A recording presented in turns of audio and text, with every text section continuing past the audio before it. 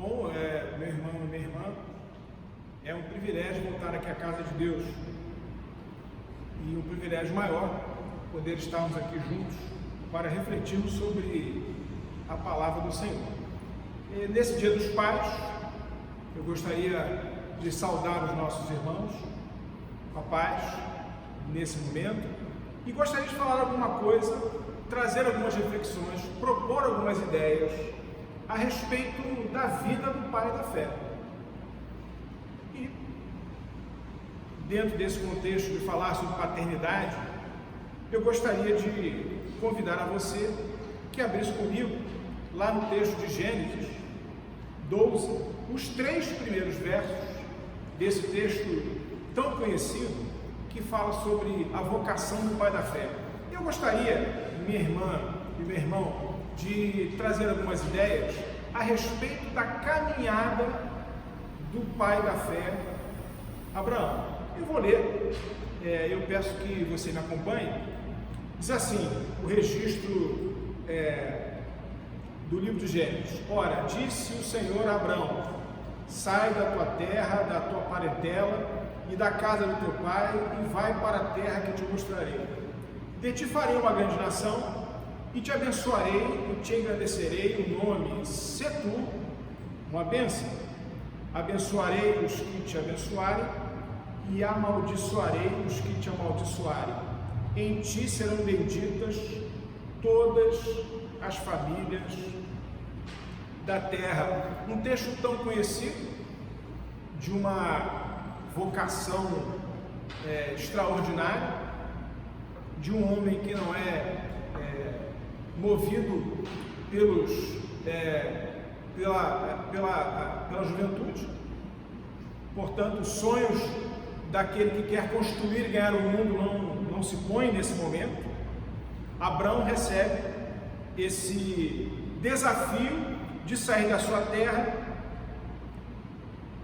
de largar a sua parentela, de largar as suas referências, de largar a sua vida comum, cotidiana, estabelecida como estava, e ir para uma terra que ainda seria mostrada. E os irmãos, as irmãs conhecem, esse texto é muito familiar nosso, esse homem que se dispõe de fazer, como diria Soren Kierkegaard, dar um salto no escuro, buscar o vazio, sair do seu lugar comum e buscar, por que não dizer, uma aventura, porque essa terra seria para a esquerda, para a direita, para cima, para baixo, para trás ou para frente, não se sabia. Deus iria mostrar para ele no meio da sua trajetória essa aventura. Ele pega a família inteira, dá a Deus aquelas pessoas da sua relação e vai. Para onde? Ele não sabe. O que vai acontecer? Não tem ideia. Quais são os perigos, os desafios? Não se sabe. E ele se dispõe a fazer isso, com uma promessa de que seria abençoado e que seria constituidor de uma nação que seria uma bênção. Ele sai com tudo que tem e parte para uma aventura com o seu Deus. Talvez não fosse uma atitude para um pai que a gente pudesse dizer prudente, para um pai que pensasse de fato, de verdade, não só nesse convite que recebeu, mas que olhasse para a família, olhasse para sua esposa, olhasse para as suas referências e aceitasse esse convite. Eu queria traçar, minha irmã e meu irmão, uma trajetória dos passos que este pai da fé trilhou. Nós temos feito isso na escola dominical. Esse tem sido o tema que tem atraído a nossa reflexão. Eu queria, dentro desse momento, onde nós estamos refletindo sobre paternidade, pensar um pouco sobre isso, porque esse pai da fé, esse homem extraordinário, que salta no escuro, que confia em Deus, que é capaz de se arriscar dentro dessa perspectiva, é um homem, na verdade, que está em construção. É um pai da fé que precisa ser construído, amadurecido diante da sua trajetória. E é isso que nós vamos ver. É interessante, eu peço que você me acompanhe, são textos conhecidos, mas que nos fazem refletir sobre essa vocação do pai da fé, Abraão. Eles estão aí logo depois desse texto de Gênesis 2, de 1 a 3, porque lá em Gênesis 12, de 10 a 20, veja como é que é interessante. Abraão, ele sai e, tendo a situação da sua trajetória, diante da fome que acontecia na terra, o que acontece? Ele vai bater nos costados do Egito. Chegando lá, e é muito interessante, meus irmãos e minhas irmãs, esse relato lá de Gênesis 12, 10, diz assim: havia fome naquela terra, desceu, pois, Abraão ao Egito para ali ficar, porquanto era grande a fome na terra. Quando se aproximava do Egito, quase ao entrar, disse a Sarai, sua mulher: ora, bem sei que és mulher de formosa aparência, e os egípcios, quando te virem, vão dizer: é a mulher dele, e me matarão, deixando-te com vida. Meus irmãos, esse homem de fé extraordinária estava no lance seguinte da sua trajetória, enfiando os pés pelas mãos. Você sabe o que é isso? Enfiar os pés pelas mãos? Eu disse na escola dominical, se você assistiu a aula nesse domingo de manhã, você sabe o que é uma ideia de jirico? Você sabe o que é isso? É da sua geração essa expressão? Pois esse homem, ele falou o seguinte: olha, minha filha, eu imagino que tenha sido a conversa assim: meu amor, você está com seus 65 anos de idade e és bonita. Vamos fazer o seguinte: vamos viver numa mentira, vamos criar uma mentira para que eu fique protegido. E Sarai topou. Na verdade, nós estamos falando de Abraão com um certo tom de crítica, merecida, me parece, mas a sua esposa talvez não ficasse atrás, dentro desse concerto mentiroso em que os dois estavam se metendo. Meus irmãos, minhas irmãs, numa época onde se fala de fake news, numa época onde as pessoas estão montando histórias pelas redes sociais, nós percebemos que a mentira, como diz o adágio popular, tem perna curta. E de fato, nós vamos olhar o enredo desse texto, que eu não vou ler, para alívio dos irmãos e das irmãs. Sugiro que você o faça. A coisa só não piorou porque o Senhor acolheu aquele homem que teve a coragem de se lançar numa aventura de fé, crendo no seu Deus, lançando-se no escuro, mas agora ele foge e busca refúgio na dolorosa mentira. Esse pai da fé é uma pessoa de carne e osso, que nem você, que nem eu. Para fugir do faraó, ele não pensou duas vezes em usar a esposa como objeto, como se fosse um álibi, uma desculpa mentirosa para se proteger. Mas onde está a fé nesse Deus? Afinal de contas, meu irmão e minha irmã, não fique apressado em criticar Abraão. Será que nós não somos assim? É interessante que, diante dessa perspectiva, e a cena prossegue, se você olhar lá em Gênesis 16, de 1 a 3, mais adiante, eu peço que você me acompanhe na leitura do texto. Agora essa trajetória, essa trilha de Abraão, de Abrão ainda com Sarai, ele se coloca diante do rei Abimeleque. E aí, olha que interessante, diz aí, né? Eu vou ler os versos de 1 a 3, de Gênesis 16. Ele diz assim, o texto bíblico: ora, Sarai, mulher de Abraão, não lhe dava filhos, tendo, porém, uma serva egípcia por nome Agar. Disse Sarai a Abraão: eis que o Senhor me tem impedido de dar à luz filhos. Toma, pois, a minha serva, e assim me edificarei com filhos por meio dela. E Abraão anuiu ao conselho de Sarai. Então Sarai, mulher de Abraão, tomou Agar egípcia, sua serva, e deu-a por mulher a Abraão, seu marido, e depois de ter habitado por 10 anos na terra de Canaã. Meus irmãos, é interessante, a promessa que viria o filho, que seria o filho que continuaria a descendência de Abraão, é o que o texto está dizendo, Ismael. Mas Ismael não era o filho da promessa. Ismael foi o filho do plano B que, mais uma vez, Sara e Abraão criaram. Como se demorava e como que Deus não estava atendendo aquele desejo de ambos, como o tempo estava se esvaindo e o projeto deles parece que não era exatamente na linha do projeto de Deus, eles tiveram uma ideia. Bom, pega essa minha serva e essa serva vai te dar a descendência. E meus irmãos, nós sabemos que daí surgiram, não é, toda a linhagem dos árabes, e talvez hoje, não é possível dizer isso, mas acho que não é despropositado cogitar, pelo menos, uma série de problemas que nós temos lá no Oriente Médio surgiu exatamente nesse momento, quando nós temos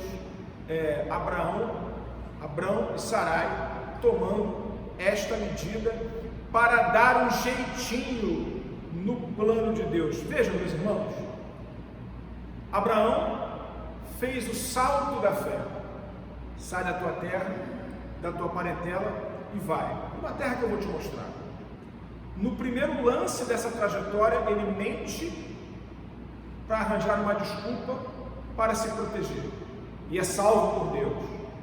No segundo momento, como estamos aqui vendo, nós vemos uma seguinte circunstância: ele está querendo fazer aquilo que Deus na verdade deveria estar fazendo, porque Ele é o autor do plano, Ele é o autor da promessa, e na verdade isso acabou dando uma série de problemas, como nós estamos vendo. Mais adiante, em Gênesis 17, eu queria ler esse versículo com você, quando aparece a promessa, e a promessa é estabelecida mais uma vez, o verso 17, o capítulo 17, nós encontramos o seguinte registro: Então se prostrou Abraão, rosto em terra, e se riu, e disse consigo: a um homem de 100 anos há de nascer um filho, dará à luz Sara com seus 90 anos. Meus irmãos, é interessante que a tradução do nome de Isaac é o filho do sorriso, mas na verdade não é um sorriso de alegria, é um sorriso de deboche. Porque quando eles, diante da promessa de que um homem de 100 anos, uma mulher de 90 anos teriam um filho, eles riram. Ora, fizeram um pouco caso, deram uma gargalhada, desconfiaram, desprezaram daquilo que Deus estava falando para eles. Ora, melhor foi aquilo que fizemos com a serva, com a escrava, melhor foi aquele plano B que nós fizemos. E Deus está dizendo: não, olha, esperem, vai acontecer, a promessa vai se realizar.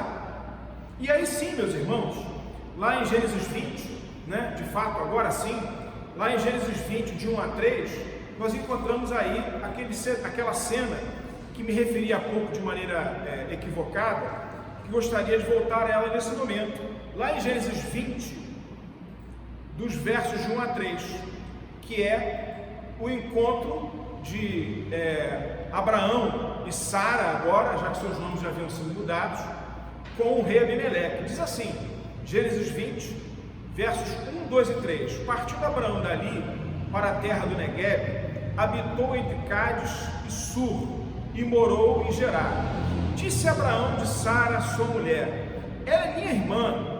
Assim, pois, Abimeleque, rei de Gerar, mandou buscá-la. Deus, porém, veio a Abimeleque em sonhos, e de noite lhe disse: vai ser punido de morte por causa da mulher que tomaste, porque ela tem marido. Meus irmãos, você vai dizer para mim, puxa,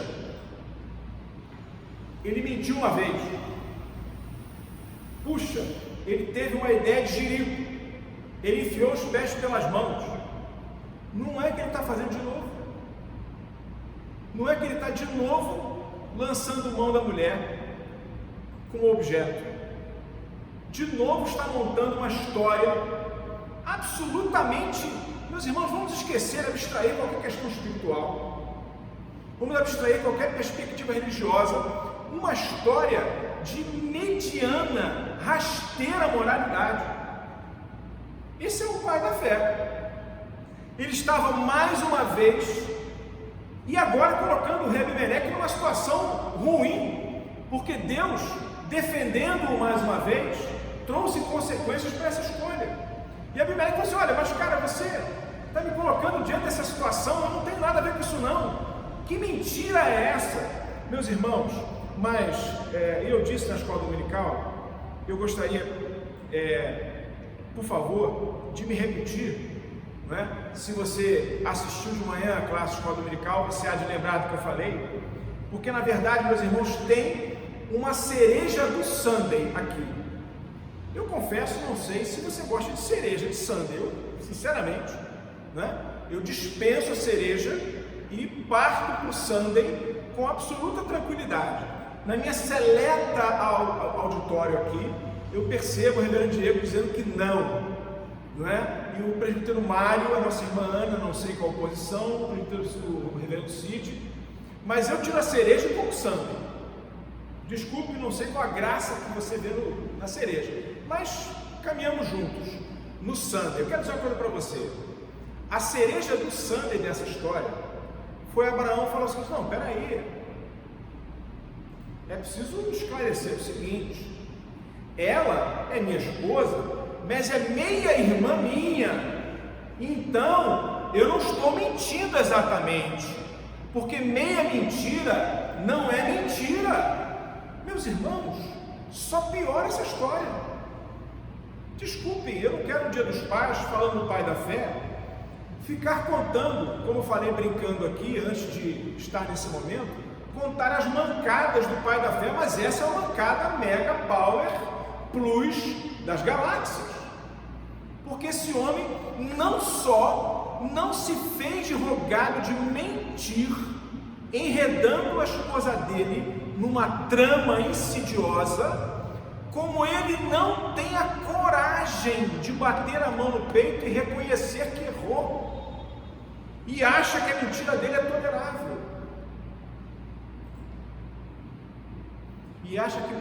tolerável, é sustentável, é razoável. E sabe, meus irmãos, nós falamos tanto desse homem que nos traz a sua experiência de esperar na promessa do Senhor, um homem que viveu na mentira, um homem que se insubordinou contra o plano de Deus, fez o plano de Deus conforme ele queria, com a serva Agar, um homem que riu quando Deus falou que daria o filho da promessa, e agora um homem que volta de novo a se enredar num contexto de mentiras, não se dispondo